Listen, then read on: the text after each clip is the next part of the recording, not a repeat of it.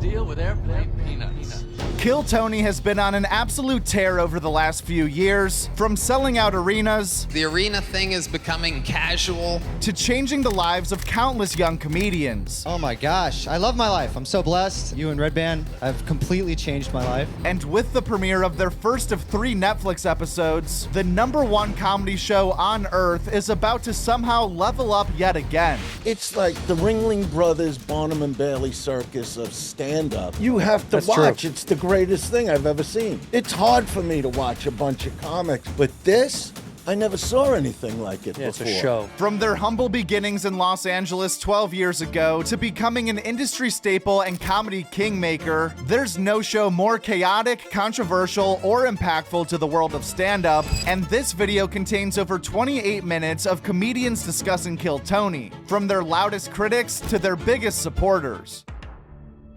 I took Tony on his first road gig. There's a video on YouTube where I used to do something called before and after, and I would interview, like, I'd take door guys on the road. I'd interview them before the show, and then I would interview them after the show because I know it was going to be chaos. Right. And you can see Tony's first gig he ever did on the road is on the internet. I did, like, Kill Tony super early. So, you know, that's kind of how I thought the show was, how it was when it first started. So, I call up Red Band. I hit up Red Band and tell him, like, hey, man, my special drop. Can I come and do the show? He's like, yeah, come on. So I'd be telling people, like, hey, dude, I'm doing Kill Tony. People, it's like I'm having a kid, like I'm giving, like I'm gonna have a new child come into the world. People are like, I'm so happy for you. You deserve it. You're doing great. You deserve.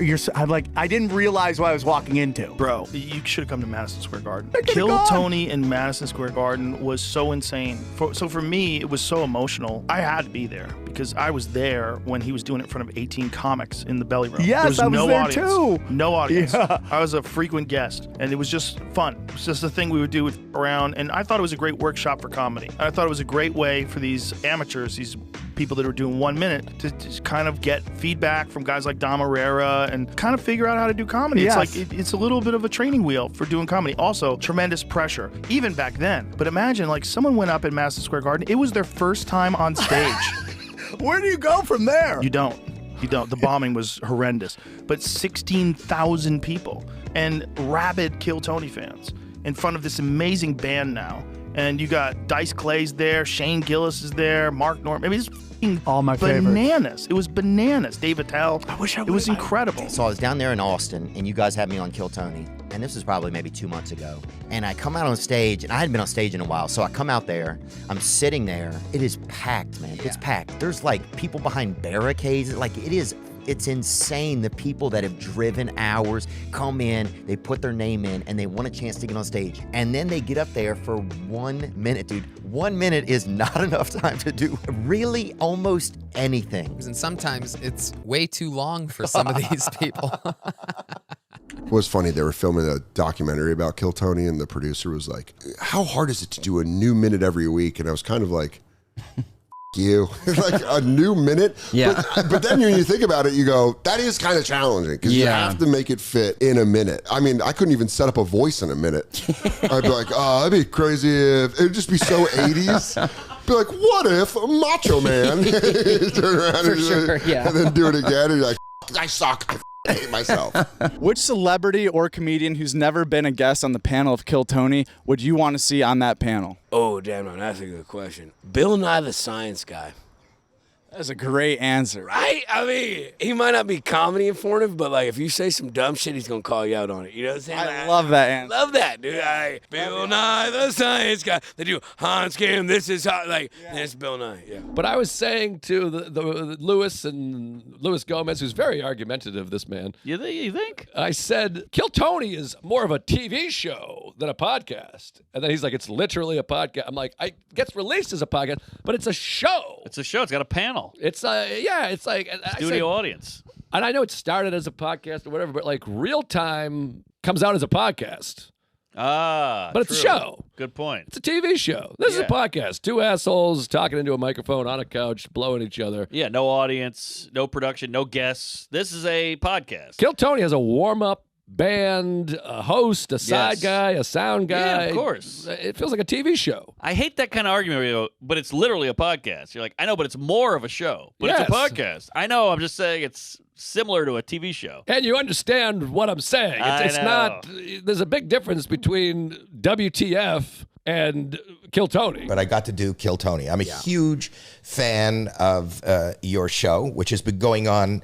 You're like one of the first podcasts ever, 10 years. Yeah, 10 and a half years now. 10 and a half years. But it is, as much as I love it and watching it, and so many comedians have launched a career, and I know their names, and viral videos just explode. It's just amazing what you have created. Go ahead. Thank you. Yeah, it's constantly evolving, and I'm always trying to like make it new and figure out how to evolve the questions other than how long they've been doing stand-up and what they do for a living. Like, it's like I'm always trying to keep myself entertained. But not only that, you have an amazing, probably one of the best bands I've ever heard, which we don't really get to hear when we watch your show. Yeah. You know, when you go there live, there's like 20 minutes of, I don't know how long it is, but the band will play and really does, because you told me like whatever time the show was going to begin, you go, we go down for 15 minutes. In 15 minutes, I go, well, isn't that late? You go, no, listen to this. The room is packed. People have been waiting a year to get tickets, and that room is packed. And this band, who seem like the most accomplished musicians you could possibly hear in that kind of venue, up close, really sets a vibe. And not only do they set a vibe, they also, I feel like even as a comedian or as a host, you have like a backup band which is playing along with you. But when we moved from LA to Austin, we had a silly comedic band before that would play characters, and it didn't fill the room with sound. It wasn't about that. It was kind of like a joke on the old talk show band. Right. And if any of those band members are listening right now, are they thrilled with you? Yeah, no, they're very funny. They left quite the legacy of silliness. It was very silly. It was, in fact, in my professional opinion of the show, a little bit too silly. It took away from the opportunity sometimes of the bucket pools, because there was all these distractions, whether they were dentists that episode or wizards. They were always a different character. So it added an element of comedy, but only silliness. I always think that the backbone of the show is the bucket pools, the opportunity, the risk reward of anything can happen. It could be great, and it could be the worst thing ever. It could be the funniest thing ever, or it could be sad, like we saw in the back half of that episode that we taped last night. A lot of people talking about how many friends have killed themselves and things like that, and you're like, oh my God, we are live. This is going to be in the show. But death is funny. Yeah. It's a closer. Mm-hmm. It's the ultimate drop the mic. Kill Tony, what Howard walked so Kill Tony could run, and employ the most broken people live on air. First of all, what I need to keep reminding myself about Kill Tony is not to wear clothes that I like, because all my clothes smell like weed, cigarettes, cigar smoke, spit from special needs people, human shit, whatever they're throwing at us. I wore my good shirt for you. I love it, absolutely. So that's one. But two, it has genuinely become, not obviously exactly like this, but it's become the Tonight Show with Johnny Carson, Tonight Show, of our day, where like you can now, these guys who go, guys, girls, whoever, theys, who go on there and kill for a minute, I mean, it gives them opportunities that they couldn't possibly get from any other type of platform. I want to say this with Tony too. His openness to go, I am always expanding, not only, I want to be involved in expanding comedy, but the Kill Tony show. For me to go, Tony, I think Phil on Kill Tony would be fun. He's an advice guy. You were giving advice to comics. But for Tony to be like, yeah, let's add more characters. Oh, yeah. Is really awesome. No, Tony takes a lot of risks, and he likes to fly off the seat of his pants. He likes a little bit of chaos on the show. Like twice I showed up with people, and I just brought them on stage. One time it was Post Malone, and the other time was Tucker Carlson. Oh, I saw that. Wait, that was impromptu? Totally impromptu. They had no idea they were going to do it until they did it. When I got there with Post, and it was Kill Tony, I go, you got to see this show that they're doing. It's called Kill Tony. It's crazy. Oh, wow. So you're introing to him to the show. No idea. He has no idea what's going on. He has no idea I'm roping him into this. So I don't even have an idea. But Tony sends me his text, come on stage. And I was like, all right, dude. Okay. I go, come on, man. We're going to go on stage. He's like, yeah, really? I go, yeah, come on, let's go on stage. And he just went with it. 100% went with it. Sat down, had great I had some funny lines. David Lucas said he looked like an unemployed crocodile hunter. Oh my God. Oh my God. Dude, some of David's lines are so spot on. The joke is just as good as like what did Jeff Ross call David Tell when he came out on night 2 at the Garden? He goes, "You look like you run you manage a circus in Bosnia or something." Something like that. Yeah. Lucas said that I looked like, because I was wearing that crazy fur coat and the glasses. He goes, "You look like my 11th grade teacher did you catch outside of school." Joe look like your elementary school teacher when you see him in public, nigga.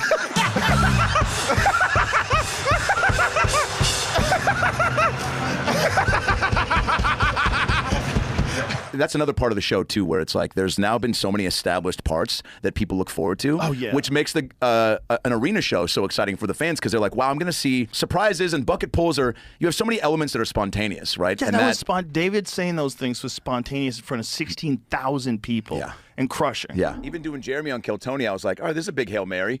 New character. It's not like a Phil or even Biden I was nervous about because I'd never done it. But it was like, all right, I'm there with Shane, so I've got a little bit of a safety net, even though like we barely knew each other, so we were figuring out our relationship through a character. But with Jeremy, I was backstage and I was like really nervous because I was like, nobody knows what the I'm gonna do. I could definitely feel some people being like, oh, another character. All right, here we go. And I'm like, I just gotta go full. You gotta, like with any new bit, you gotta just go all in, right? And at least give yourself a chance to see if it sinks or swims.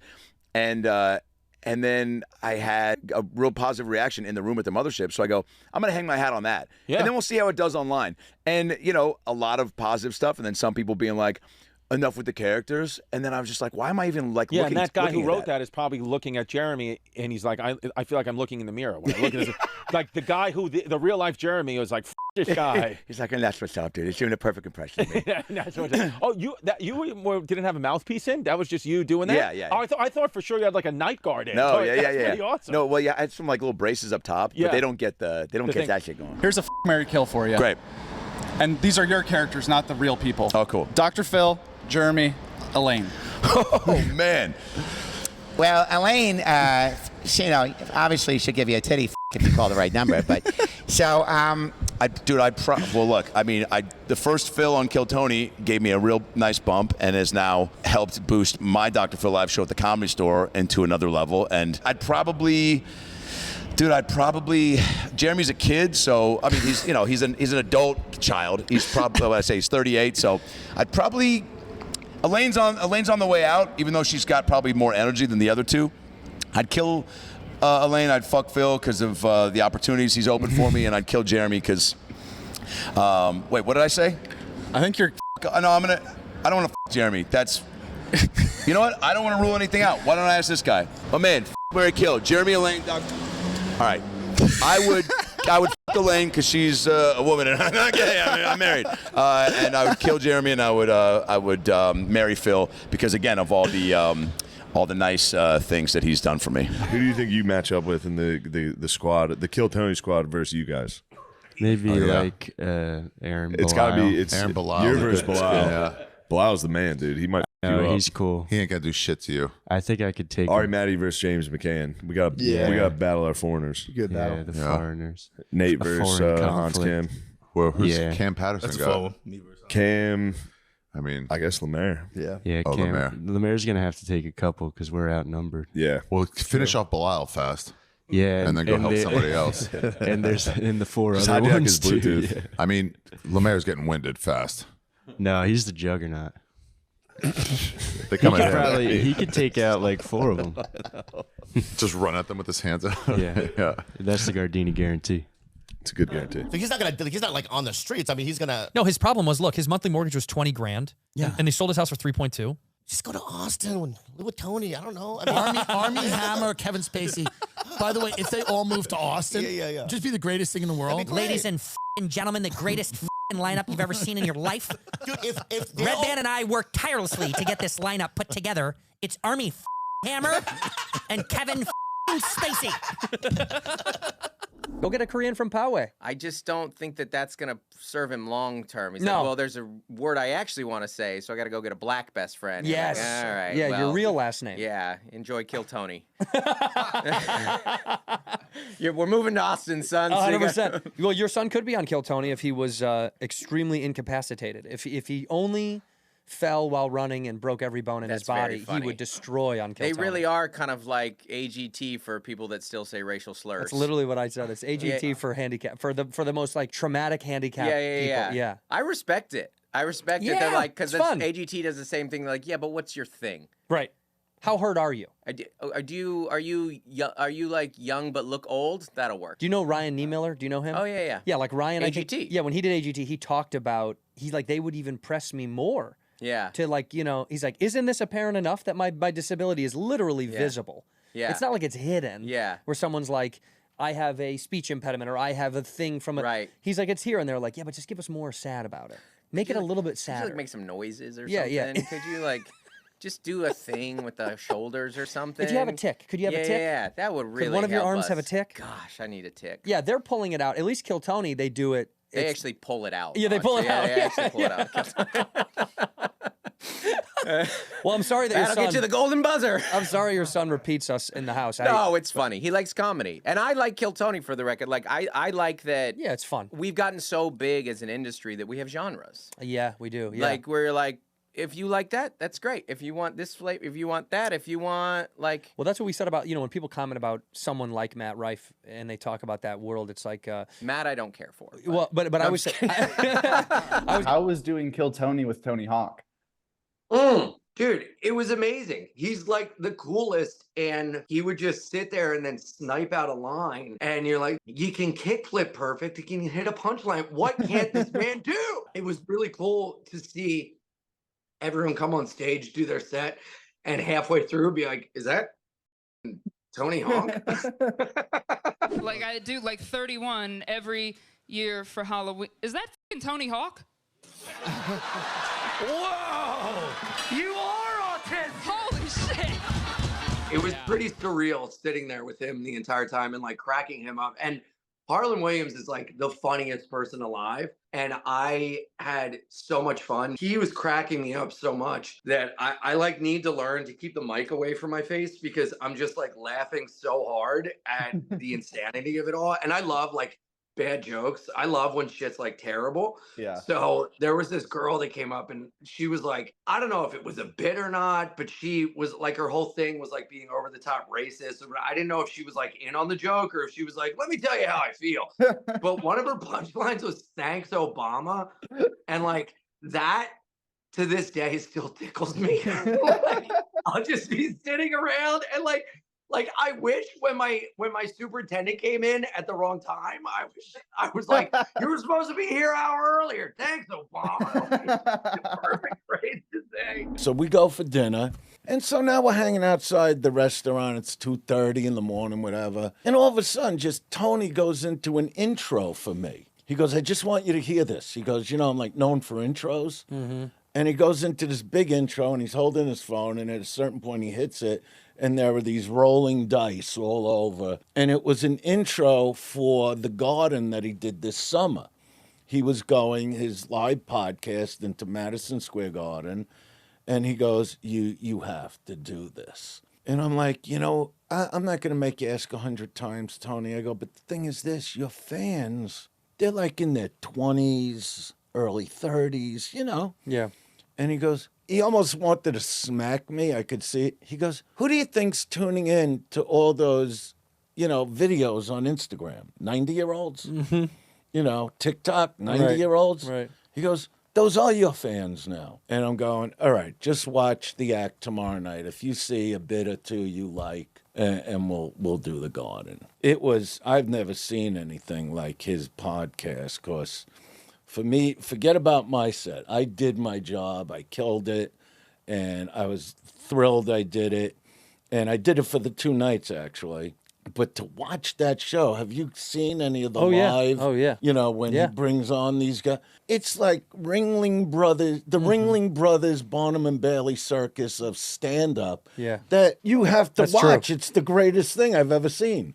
It's hard for me to watch a bunch of comics. But this, I never saw anything like it before. It's a show. It's a show. It was it's unreal to me. The tough time I have with Kill Tony, I love doing it, and I always have a great time. But like the initial, like just going at somebody, like I feel like I want especially if I want to come out of the gates and make fun of them, I almost have to have this look over of like, I'm just fucking around. Yeah. That's like, I know it's so difficult what you're doing right now. A minute of comedy under the stress of how big that show is now. And for some of them, it's the first time they've ever gone on stage. There were some guys, the first time they ever went on stage, they went on stage in Madison Square Garden. Yeah, that's fucking crazy. 16,000 people, and they followed Dice. Like, what? Yeah. What are you talking about? You gotta look at your phone for notes. Hang on, Madison Square Garden. You barely can get to the 1 minute mark. What you practice in the mirror is just everything's falling apart.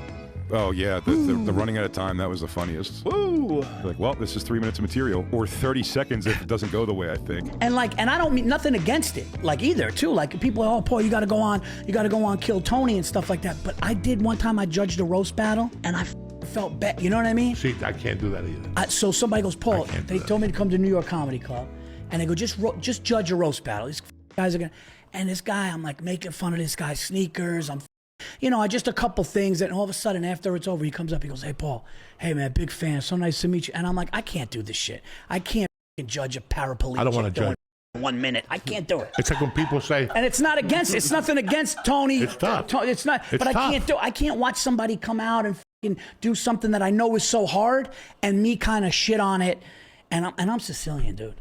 If you say something personal to me, I can't handle it. Yeah, I'll go fuck, you know what I mean? Why do you think I don't do that shit? No. I don't want to be on your stupid roast. No, I don't want to be a judge. Yeah. That's the hardest thing in the world, is telling somebody they suck.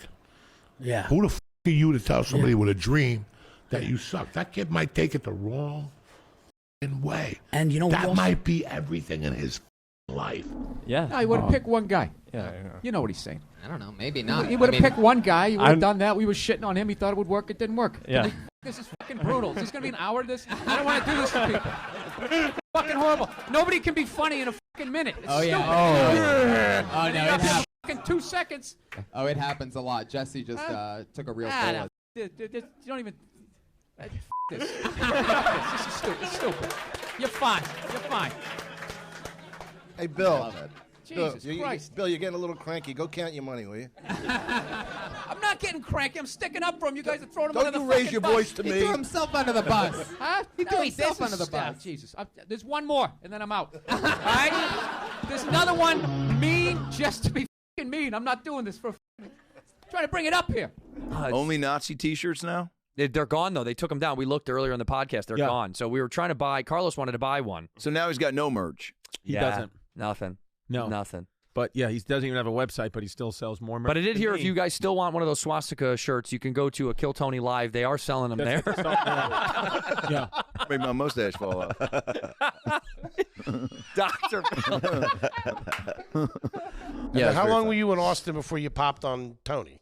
Well, I met Red Band after maybe a month of being here. Okay. And at that time, I was living in my car, so I met Red Band and William just randomly. All right. And then I did Kill Tony maybe 8 months later or something. You were in the car for 8 months? I was in the car for 6 months. Yeah. Whoa. Where would you park it? At Walmart. Yeah, I mean that is a place where a lot of people. It's like a safe haven that you can sleep in. Showering at friends, all that kind of stuff, making it work. Yeah, showered at friends and Planet Fitness. Yeah. Working a day job at all? No, just trying to make it work with comedy. Where'd you get money? How did you?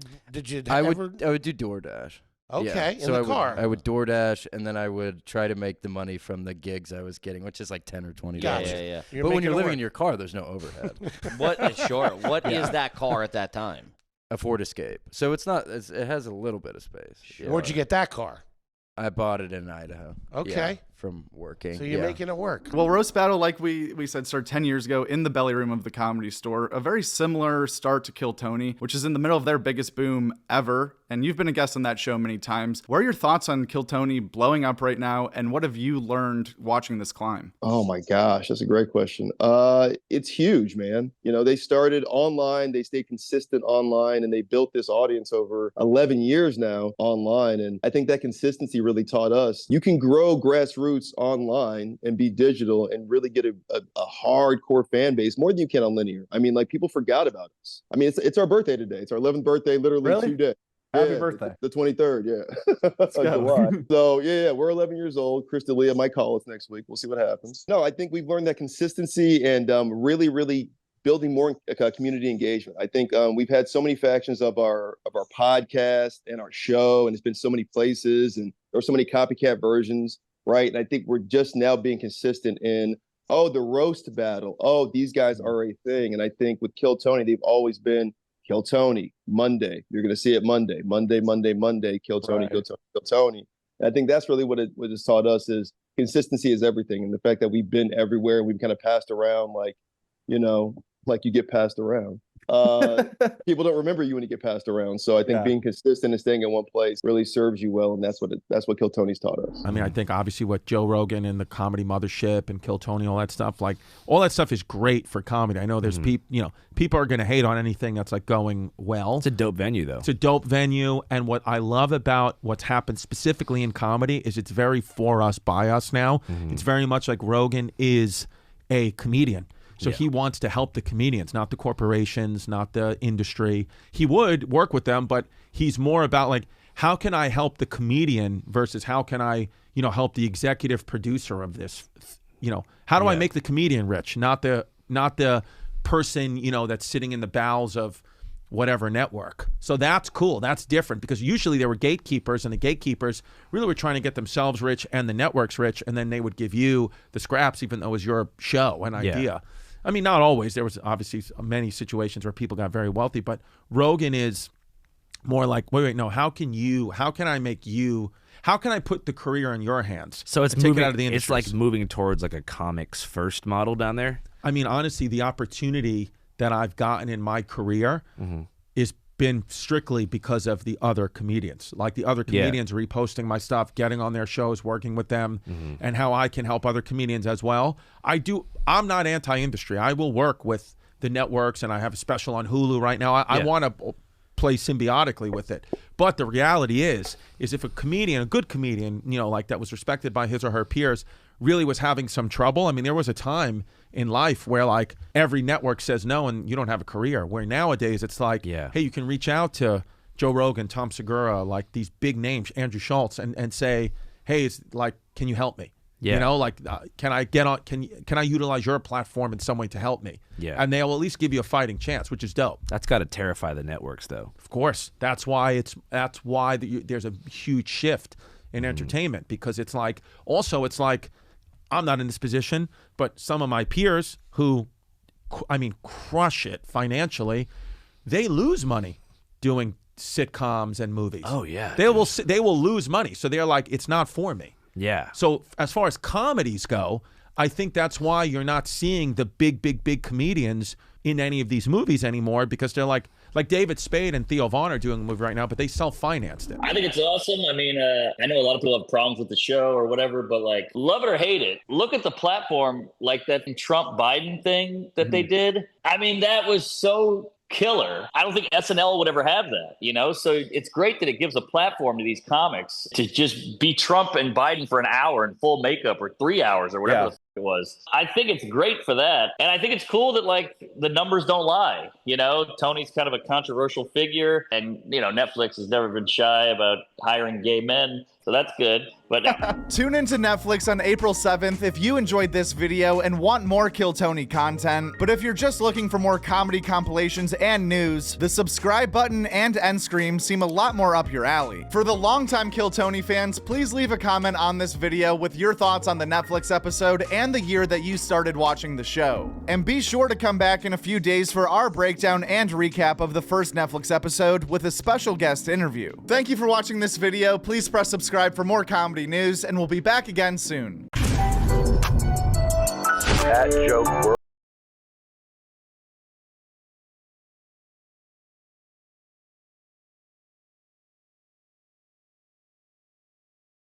Check it out.